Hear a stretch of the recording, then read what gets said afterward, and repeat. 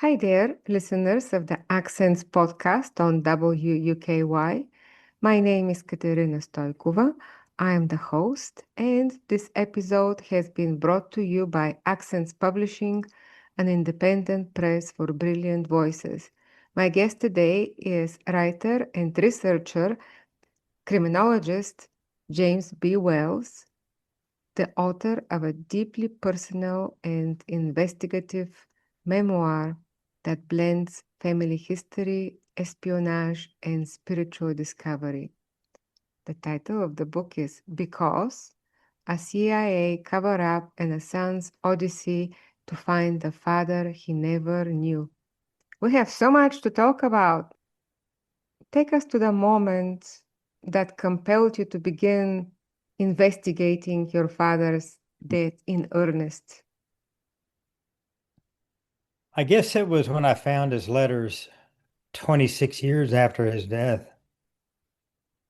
I didn't know the man.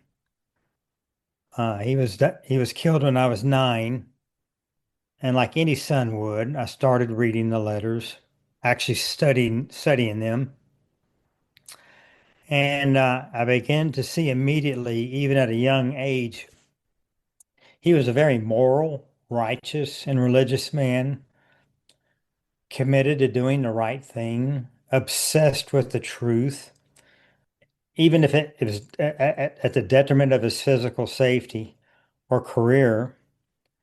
And being a criminologist, I quickly realized his words and actions met the definition of a whistleblower. Whistleblowing is the disclosure of information of an employer's practices that are illegitimate, illegal, or immoral to individuals or organizations that can take action. And my father had done this at multiple times during his career.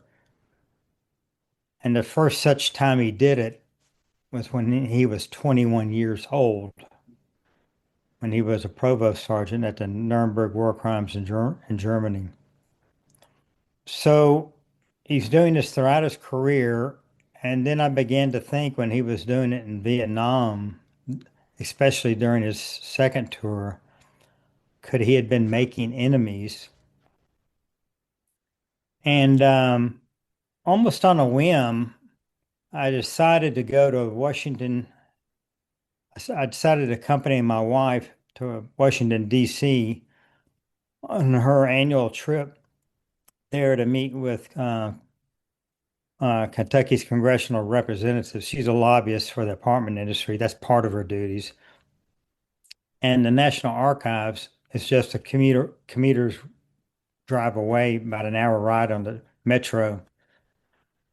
On the very first trip to the National Archives, I'm looking at declassified documents that start to expose that what the government told us about my father's death was a lie. And that first trip, which was only a few days, led to 6 more week-long trips at the National Archives,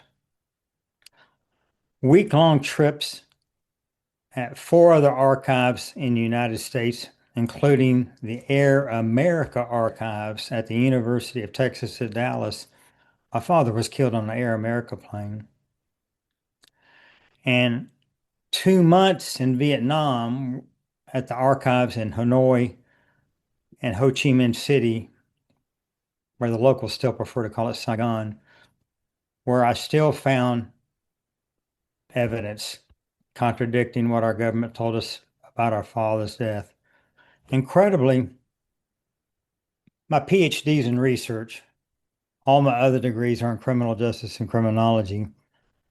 Incredibly, I have found corroborating evidence from multiple sources that contradict what the government told us and pretty much lay out what is a likely theory as to what happened to my father and why. So much research. so much time.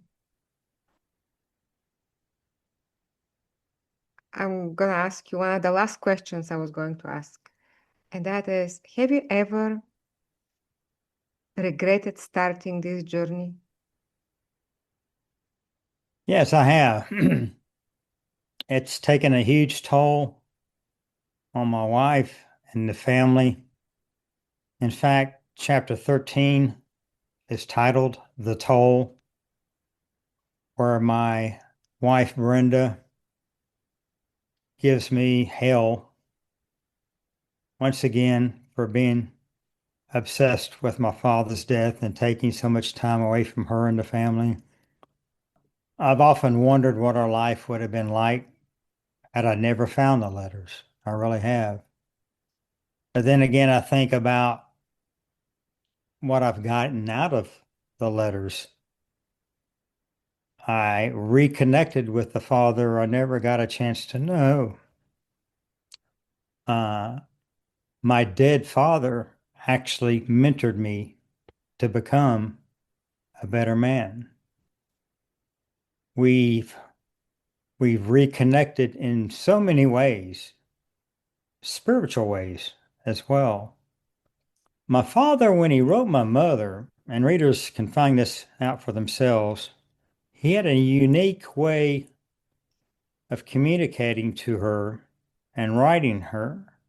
He wrote her as if she's sitting literally across the table from her. And he would have multiple conversations to her throughout the day.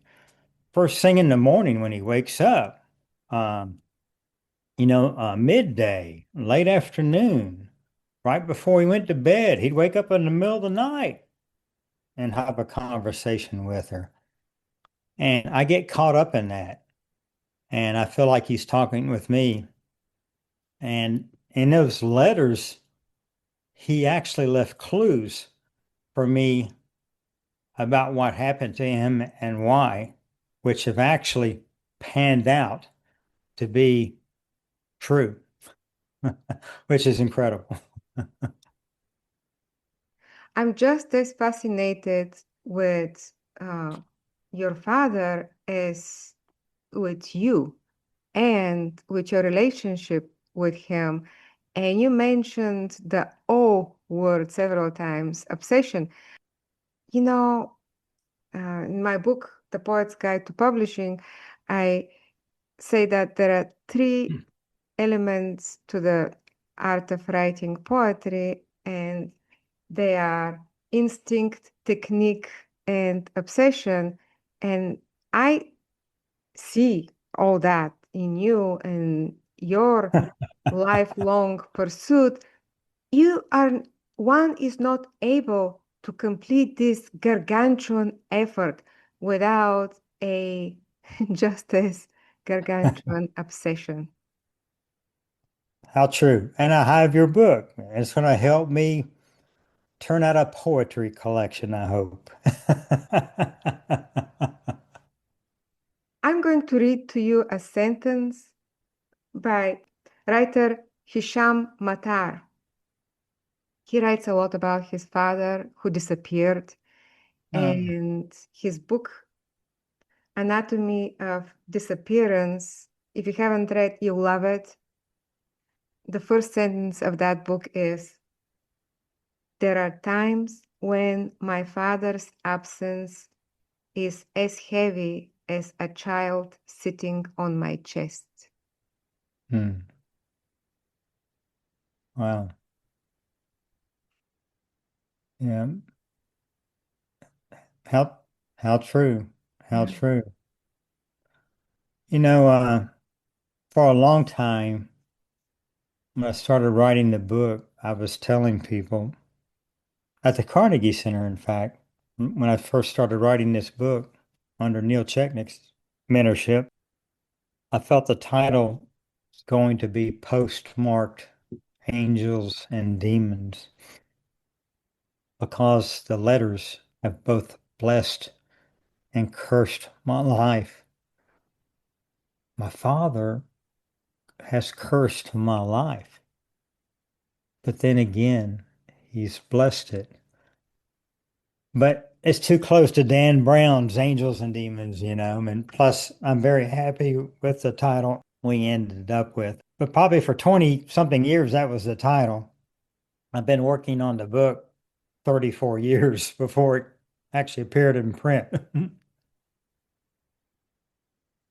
The book reads like a mystery.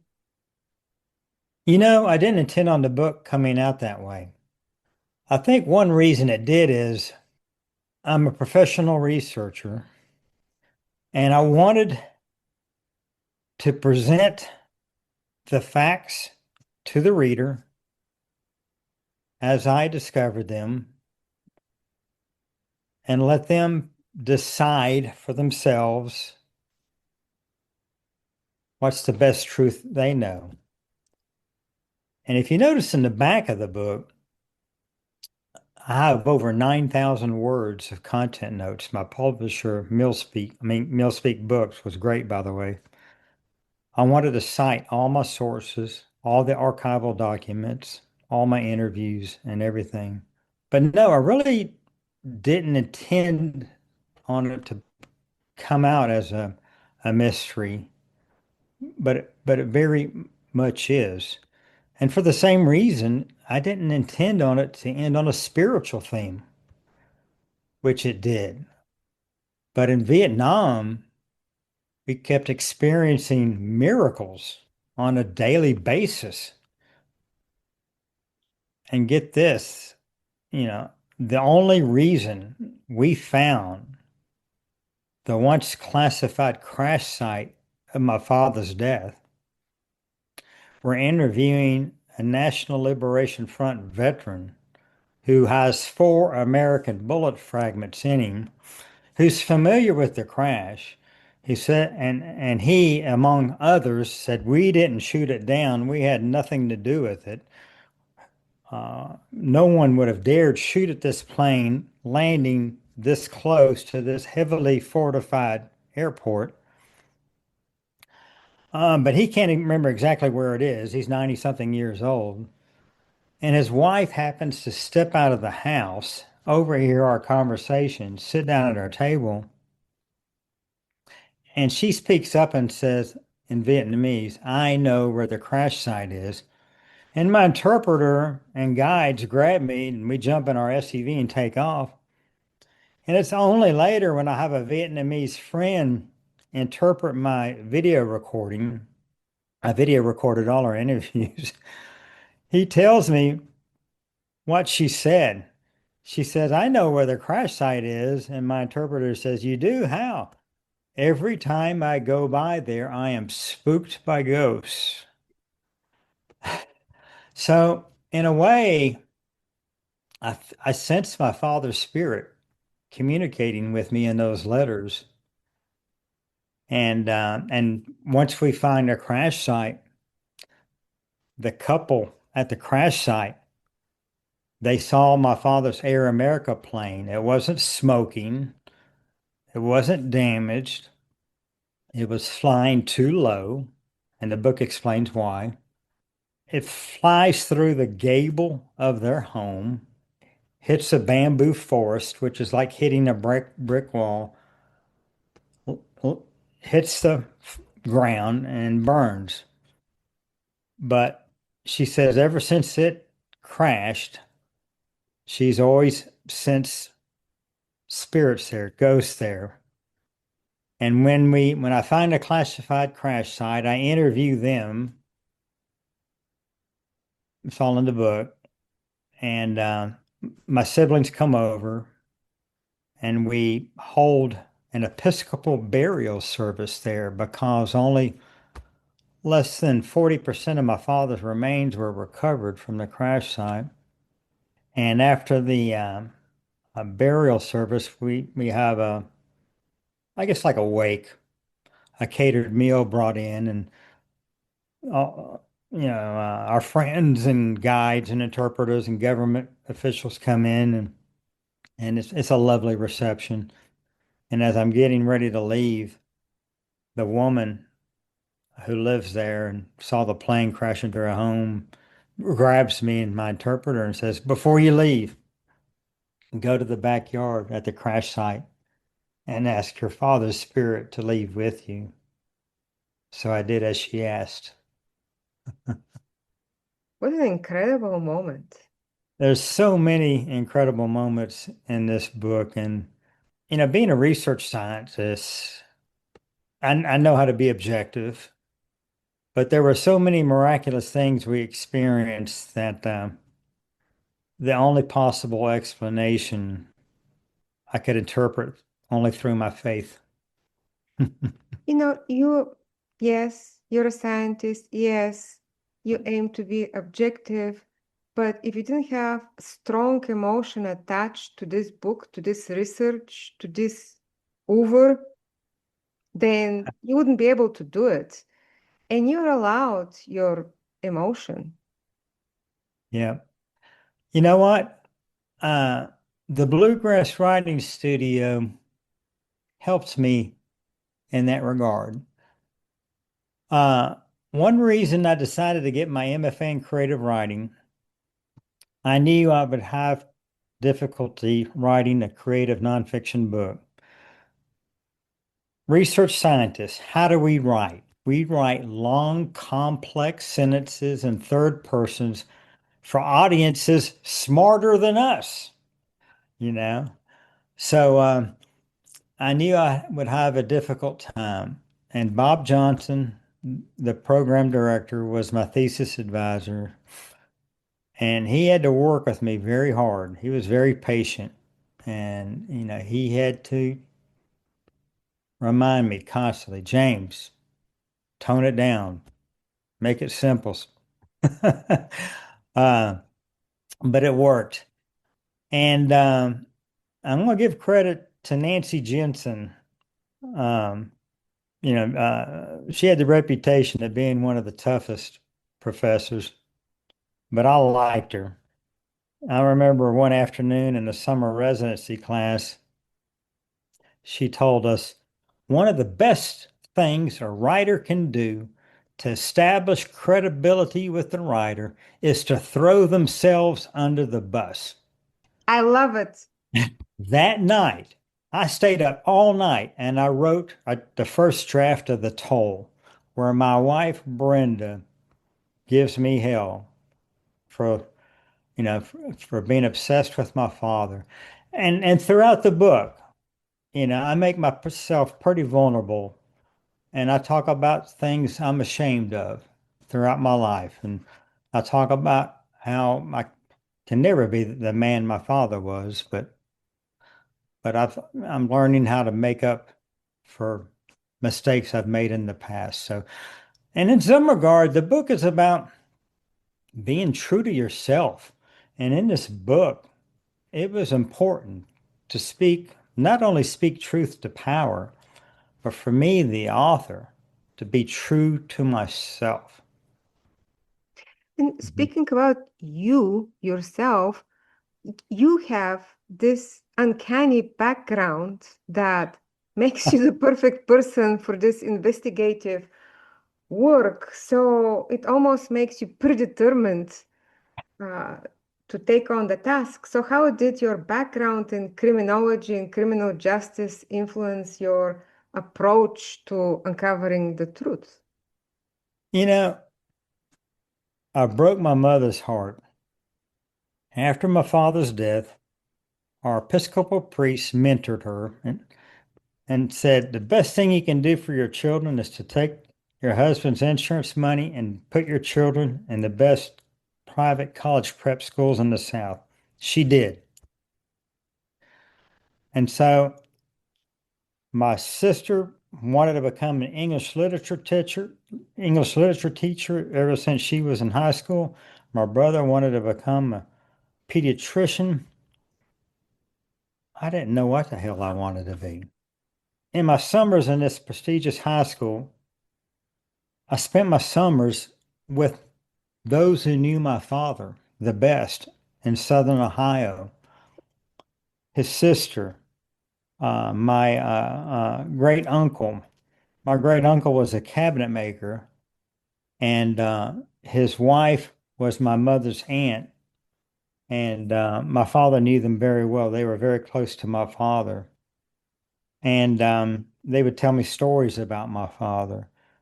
And after I graduated from this high school, I wanted to become a cabinet maker.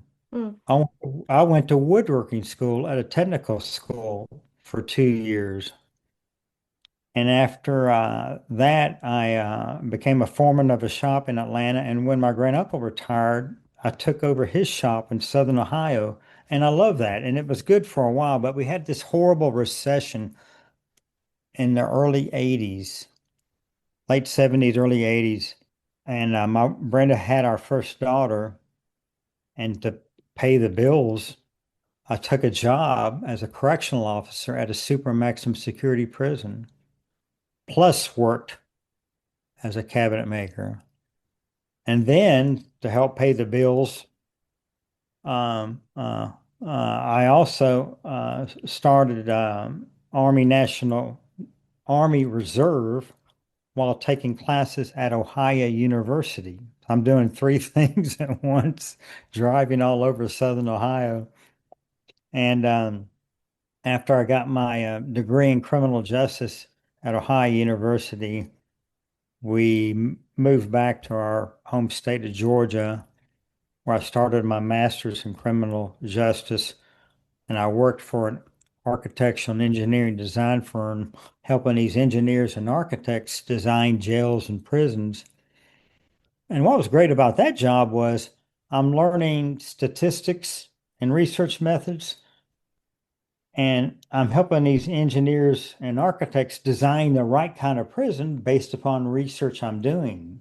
How many medium security cells do you need? How many maximum security cells do you need? How big of a hospital space do you need? They don't know. So that was a real turn on for me. So after I got my master's, I thought, you know what? I'm going to get a PhD in this. So I ended up getting a PhD in research, measurement, and statistics. And I thought I would go back to work for the A&E firm, but while a graduate teaching assistant, I fell in love with teaching. And I took a job at North Georgia College and State University as a professor teaching research methods, statistics, as well as all the criminal justice courses. And in 1990, was it 95, EKU gave me an offer I couldn't refuse with a reduced course load to really uh, get involved in research. And the move to Kentucky was really good for both my wife and I. So I was able to help a lot of local, state, and federal agencies with research projects. So it was a good move. Now, did I plan that? No. I want to ask you about perhapsing. What can you tell me? In the Bluegrass Writing Studio program, we learned about Maxine Hong Kingston and her award-winning memoir, Warrior Woman, A Girlhood Among Ghosts, which was one of the Time Magazine's top nonfiction books of the 1970s. Um, Maxine Hong Kingston has an essay in that book where she takes a story about her aunt in China that could be written on a matchbook cover. And all she knows is that her aunt committed suicide because she was impregnated by a man other than her husband. And she writes this elaborate story about her aunt, and she used the word perhaps, where she resurrects events and conversations between her aunt and this man. Um, I don't have it in front of me, but perhaps this is the conversation they had when they first met in the field working. Perhaps this is a conversation he had with her the night he seduced her. Um, and perhaps this is how she yelled in agony and screamed when the villagers came the night she had the baby and tore her house apart when they found out she had had this baby. Um, and that learning about perhapsing validated for me what I had been doing even as a young boy when hearing stories about my father. I would hear stories about my father and I would resurrect in my head events and conversations he might have had. Now, what Maxine Hong Kingston did was speculative. I take it a step further. I use triangulated research. I'm using different sources, my father's letters, the results of my archival research, the results of my field research, to resurrect events and conversations, to not present what might have occurred, but what most likely occurred. It's my theory. And if anybody wants to refute it, I welcome evidence that refutes it. I welcome the CIA to come forward with their evidence to contradict what I say in my book. So far, they've turned down all four of my FOIA requests, okay? But I welcome the CIA or anyone else to counter my evidence. I'm presenting a paper on this at the North Georgia Regional Book Fair this Saturday. I call it Perhapsing on Steroids, Going Beyond Speculation to Reasoned Inference when Writing Creative Nonfiction.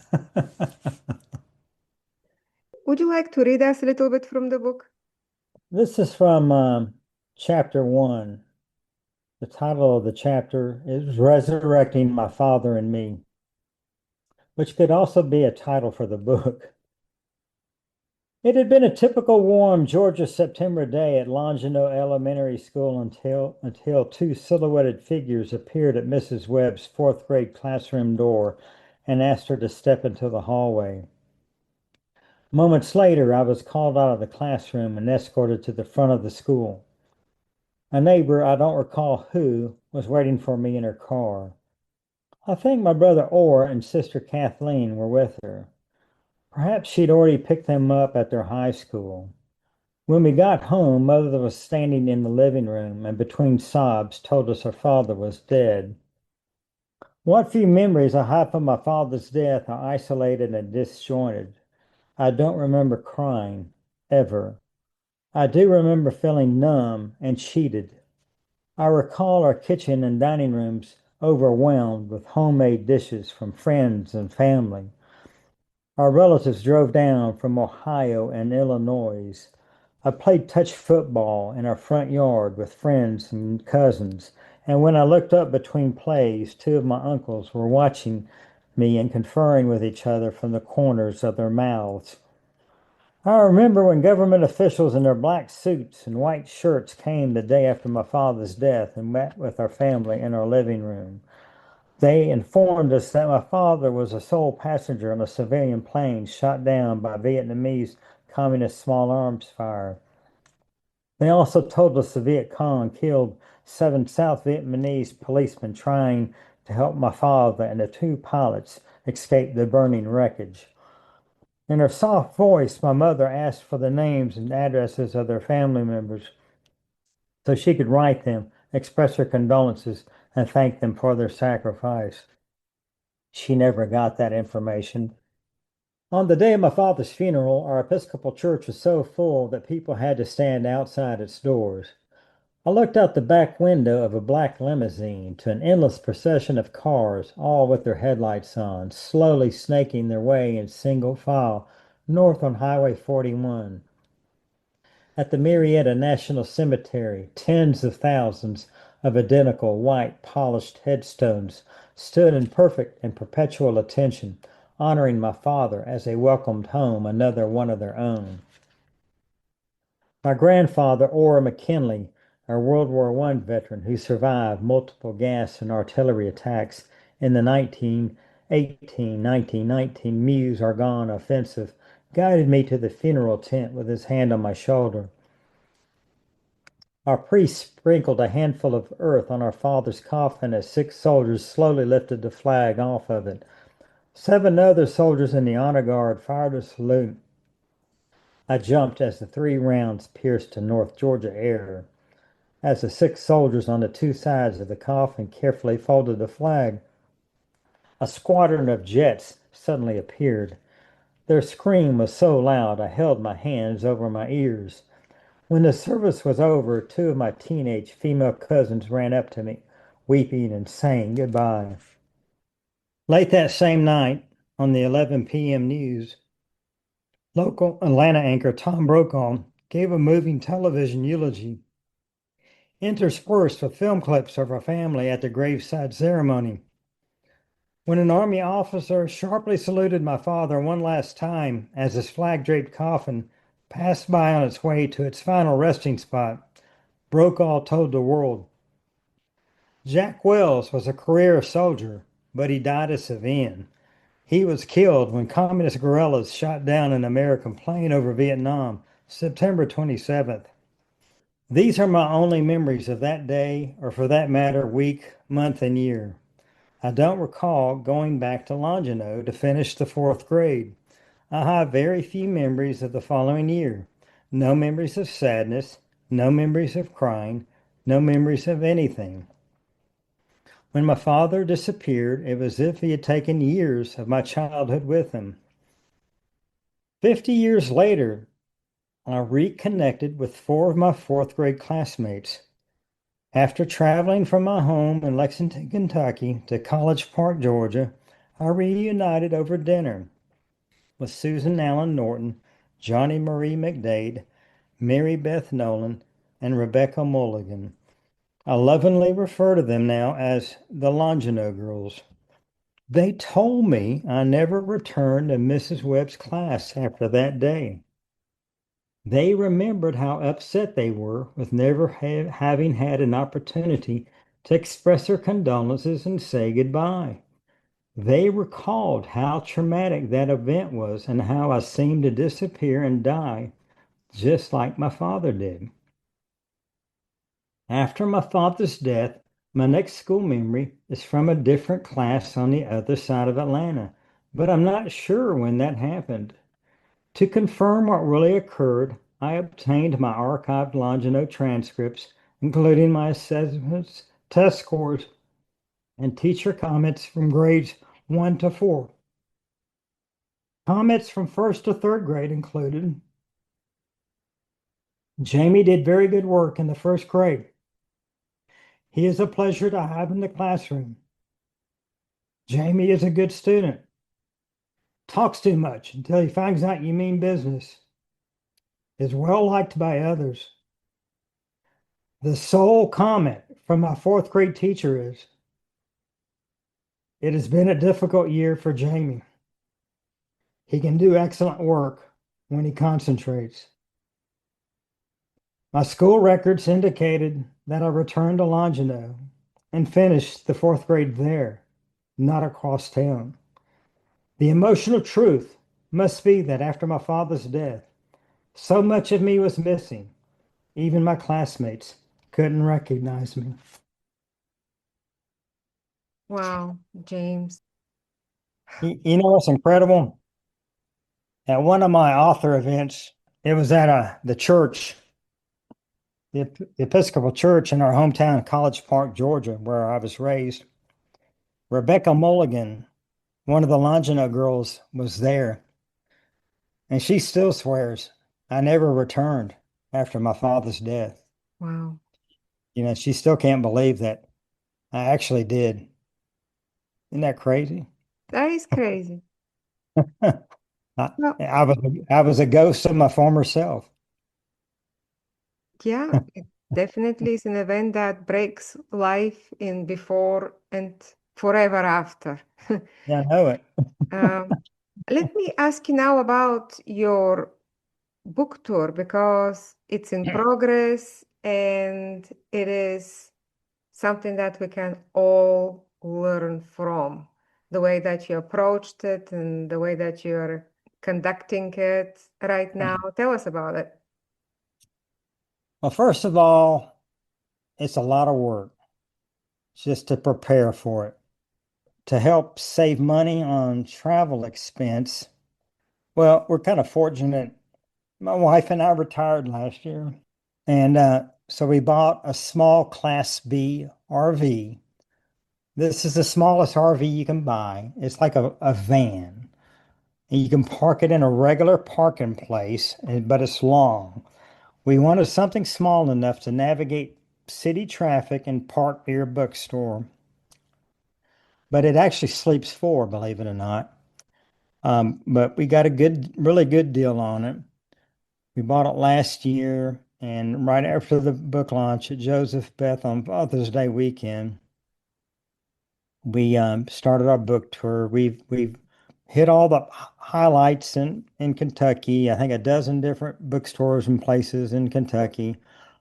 We after doing that, we went to my father's hometown in Medford, Ohio, and that was well attended. It was really great to go there and see people who knew my father.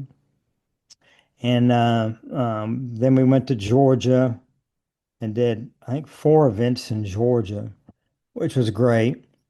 Um, and what helped in Georgia was Suzanne Van Atten, the book critic for the Atlanta Journal-Constitution, did a review of Because. At first, she was going to put it in her Tuesday column, but after reading the book, she and her editor decided to make it the feature story on Father's Day. So it was on the front page of their special inside living arts and living section. So everywhere we went in Georgia, there were people who had read the paper, believe it or not, showing up, which was great. And get this, at one of these events, I met somebody when I was a graduate teaching assistant at Georgia State. I had my master's working on my PhD, and this kid was in my class. He remembered me. He's now a retired attorney, but he showed up. His name was Fred Bailey, but it was great meeting somebody that I'd known over 40 years ago. But I really liked what Suzanne Van Atten said. She said, here's one sentence. In the course of his research, Wells made some damning discoveries.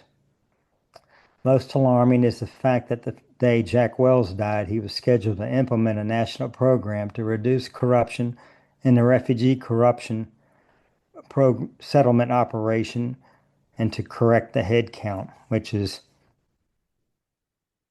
you'll learn more about that in the book. You attempted to connect with veterans. What do veterans think of the book? Oh, they've been great. I've visited several VFWs and American Legions. The Vietnam Veterans of Association of America did a review. Here's one sentence from it. In some sense, then, this book also is about a journey back in time to discover the truth about a father's death and forward in time to a type of reunion of the father with his son. This meticulously researched and documented book deserves high praise. That's great coming from Vietnam Veterans of America, because one concern I had was my father was pretty critical of the U.S. Army, how they were fighting the war. But I also made it clear in the book, he didn't blame the grunts, the soldiers. He blamed the high brass, the generals and the ambassador. But still, I was concerned how they might take it. But I think everywhere I've gone, and I've met hundreds of veterans, Vietnam War veterans, they all realize, I think now, it was a mistake. We shouldn't have been there. So it's gratifying that my father knew, one of the first to know, we shouldn't have been there. And Those first letters from 1962 reveal he was a whistleblower. Daniel Ellsberg, by the way, my father and Daniel Ellsberg were in the same province at the same time working for the same agency in 1965. Daniel Ellsberg didn't blow the whistle till he stole the Pentagon Papers, which was, I don't know, 68 or 69, I think. I can't remember. What does your wife think of the book? You know, any other woman would have left me. I truly believe that. She's been highly supportive. She's read the book. She's actually reading it again. She's read the book multiple times. She likes the book. Sections of it still make both of us cry, to tell you the truth. But she's got mixed feelings about it. And when you read that chapter 13, the toll, you realize why. In fact, my wife is very eloquent when she's angry. And those words of her in chapter 13, those are her words. Um, my father stole time from her, and she talks about she's come to love him and she's come to hate him. If your father could read your book, what do you think he would say? Thanks, son. I'd like to think he's at peace.